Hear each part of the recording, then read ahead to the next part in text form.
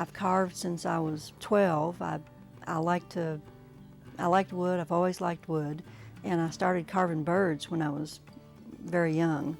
My grandfather did some woodworking, and I hung around with him. He taught me a few things, and it just went from there.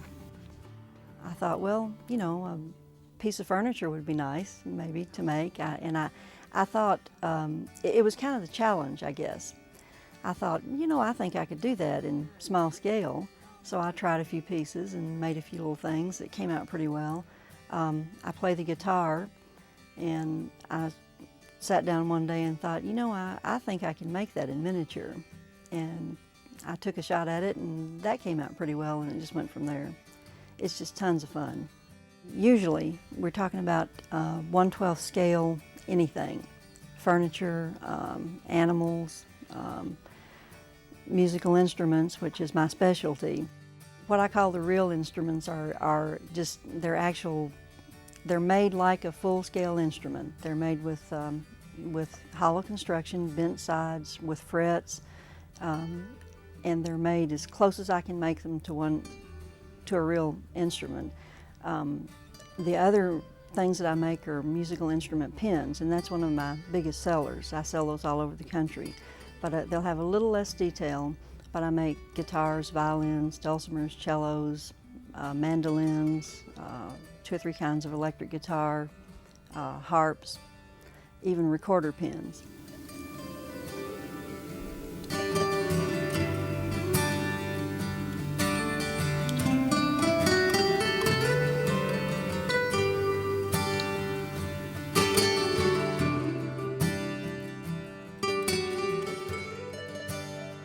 Well, you start with a plain piece of wood. I have little templates that I draw the particular instrument off on, like a violin. I'll take you through that. There's a plate for the body. You draw that off, it goes to the scroll saw where it's cut out. You have another template for the neck for the instrument. It's cut out also on the scroll saw. Those two pieces are joined, or with a mortise and tenon joint, they're joined together. And then from that point they're carved. They have the basic shape of the violin, but the tops are carved, and then the scroll around the neck is carved. At that point they're taken to the wood burner, where the F holes are added. For a violin it's an F hole, for a viola I use an S hole, so I can tell the difference. But those are added with the wood burner. Then they're taken to the staining table, where they're stained and finished. They have a nice lacquer finish on them. And then they're brought back where they're drilled for the strings. And at that point they're strung, and then the pin backs are added. There's a whole array of woodworking tools, most of them in miniature. I do have a full-scale table saw and a bandsaw, but I have a miniature lathe. A scroll saw is the major piece that gets the most work out. But a lathe and a scroll saw, of course, little sanders and drills and files, things like that. I do use a lot of actual surgical instruments. I use a lot of hemostats and tweezers and clamps and things like that. They work really well.